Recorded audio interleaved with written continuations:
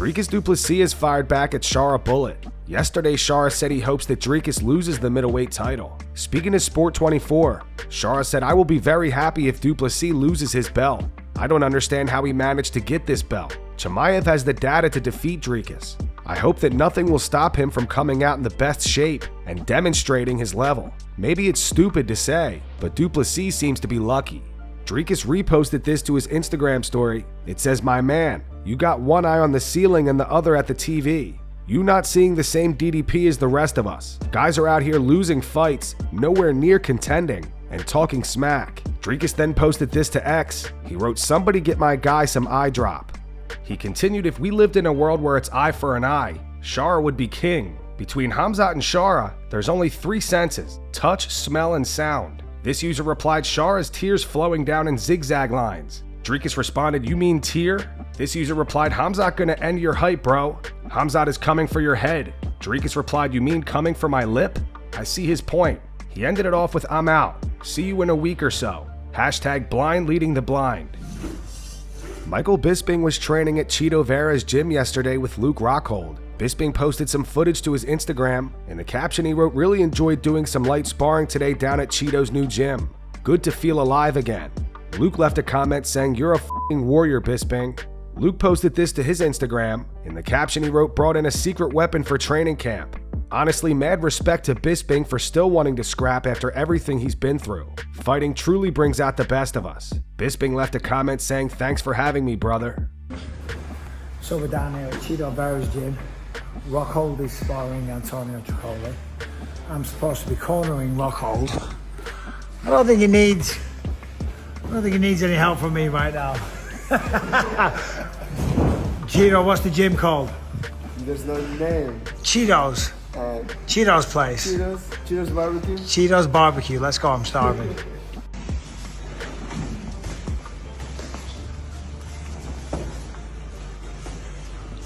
Taking a break. This is how you gotta start learning to move there, Nikolai. Nice pressure. Stay nice and relaxed.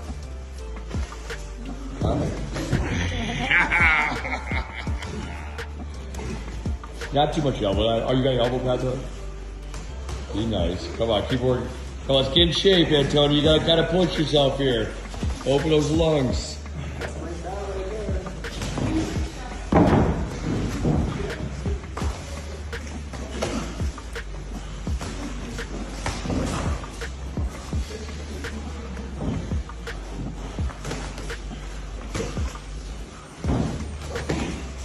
Straighten it out.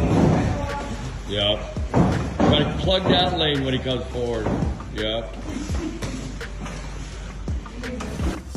Paddy Pimblett explains why he went to give Ilia Topuria a fist bump at the UFC London weigh-ins last week. On his YouTube channel, Paddy explains that Ilia saluted at him first. I was staring at him over there, and he looked at me and went, "What's all that?" It's quite funny. As Ilia walked across here, he looked at me, I was looking at him, and he done that. And then obviously on stage, as I walked past him, we both just like laughed and looked at each other. I thought it'd be quite funny to just go, and he went like that on me hand. And like high-fived it. We mightn't like each other, but had a little laugh then. Earlier this week, Ilia Topuria stated that he believes both Islam Makhachev and Charles Oliveira are afraid to fight him. Daniel Cormier has responded to Ilia. DC says he disagrees and that Islam is not afraid. On his YouTube channel, DC said the important thing is all the conversation surrounds Ilia Topuria right now. Ilia said that he wants a title fight, point blank. He said he's focusing all of his training on Islam Makhachev and Charles Oliveira. Ilia Topuria is a cool guy, but I kind of disagree. I know for sure Islam Makhachev is not afraid of him. I'll tell you this is a person that's a friend of Islam. A person that's known Islam for years and years. He's not afraid of him. Ilia Topuria might strike some fear in most, or some. Islam's not afraid of him. And I'll be honest with you, neither is Justin Gaethje, neither is Charles Oliveira, neither is Dustin Poirier or Michael Chandler. Those guys aren't afraid of each other. They're fighters. And when you're a fighter, fear is kind of the last thing that crosses your mind in regards to another fighter, especially if all you have to do is fight him. Islam doesn't want to fight someone who's been at 145.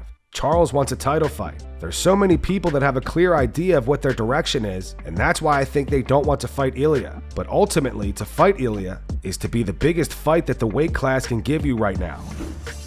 Terence Crawford made an appearance on the Pound for Pound podcast this week and debated UFC fighter pay with Kamaru Usman. Usman argued that when fighters sign with the UFC, they receive $10,000 to show and $10,000 to win, but pointed out how some undefeated boxers on undercards are paid even less. Crawford responded by acknowledging that the UFC is the pinnacle of MMA, but emphasized that overall, boxers tend to earn more money across the board.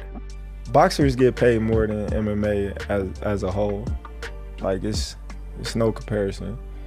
You know, that's why if you notice, you see a lot of top. No. At the top. As a whole. UFC, okay, for instance, UFC, a guy headlining at the Spear, they probably be getting a couple of $1 million. But you'll see a guy on the undercard of a big show probably making more money than that guy. Which guy? I'm just saying, guys. We don't want to open up the books now. We don't open up the books. Let's say it as across the board. Let's say for entry level UFC fighters, entry level, your first fight in the UFC, you might be making 10 and 10. You go out there and win, you $20,000. Right. To where there's boxers that are maybe 7, 8, 10 and 0, still making 20. They tell them, hey, you want to fight this fight? All right, $2,500. Okay, so. $20,000. All right, so. That's all I mean. Okay, so let me break it down to you. All right. Okay, so the UFC, right? That's like the top of the top. You got to work your way up to the UFC. You just can't go into the UFC. Fact.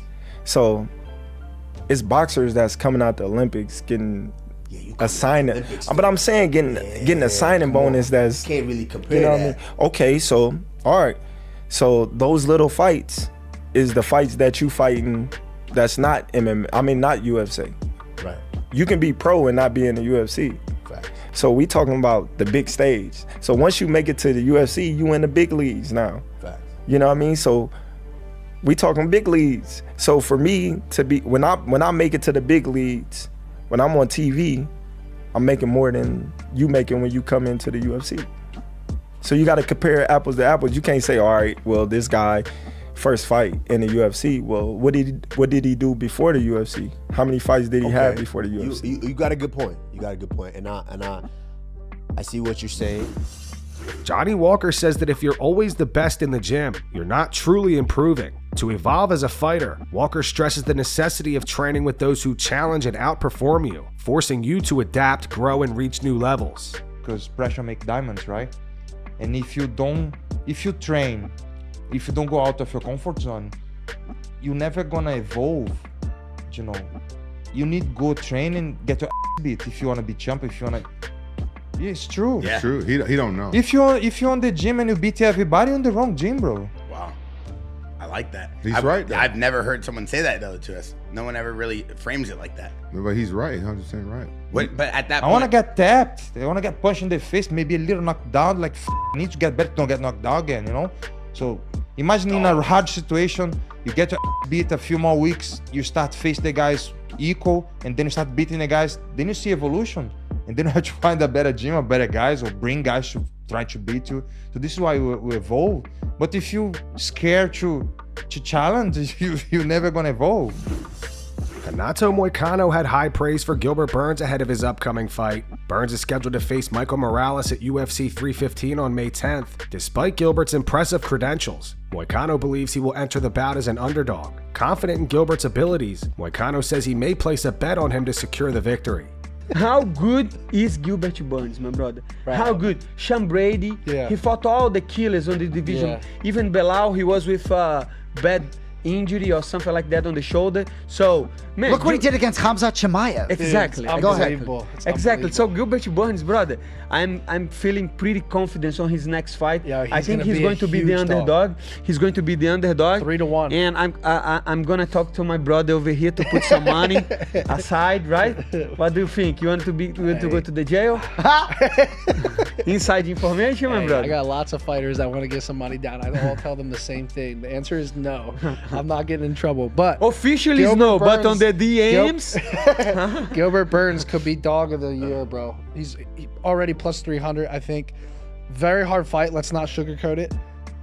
Very good striker. He's fighting good Ecuadorian wrestling apparently too. Brother, that doesn't exist, my brother. Ecuador, no. Come on, bro. Don't be disrespectful. No, I'm not being disrespectful. Have you seen somebody from that part of the world on the Olympics wrestling? He's very good wrestling too, apparently. You don't think? No, I don't think so. Okay, we'll see. Tom Aspinall breaks down a hypothetical UFC heavyweight tournament, predicting which fighters would score knockouts in each matchup. In the final, he sees himself going up against Francis Ngannou. Aspinall says he would knock Francis out. Tom Aspinall or Stipe Miocic? Tom Aspinall. Cain Velasquez or Frank Mir? Cain Velasquez. Francis Ngannou or Brock Lesnar? Francis Ngannou. Judo Santos, Randy. Judo Santos. So now we've got me or Judo Santos. Me. Cain Velasquez or Francis Ngannou. Francis Ngannou, so it's me against Francis in final. I would say me. I just think I'm a little bit better. Joe Pyfer versus Kelvin Gastelum was set to take place tonight on the main card of UFC Mexico. The fight is off. Pyfer had to pull out due to illness. Following the news, he posted this to his Instagram story. He wrote, "Just want to say my heart is broken. I couldn't fight today. I got super sick and hopefully we can reschedule this fight for a few weeks from now. Unfortunately, comes with the territory of traveling outside the States. Never again. My apologies, guys. We'll be back." And that's going to wrap it up for the news. Thanks for watching. For daily MMA news and content, subscribe to Full Mount MMA and click the bell icon to be notified when we post videos. Here are the 3 top comments from last video. The first one's in reference to Brendan Schaub saying that he would need $5 million to return to combat sports. It's from Gunnar Smith 8. It says, Brendan saying a number like anybody was asking is wild. The second one's from Chris Dank 741. Says Schaub needs $5 million to fight again. Will he take $5 million to never speak again instead? And the final one's from John O 30197. It says McGregor wanting to fight everyone but not wanting to fight anyone. Those were the 3 top comments from last video. If you want to be featured in the next one, all you have to do is comment down below. And if you missed yesterday's news, click the video on screen right now to get caught up.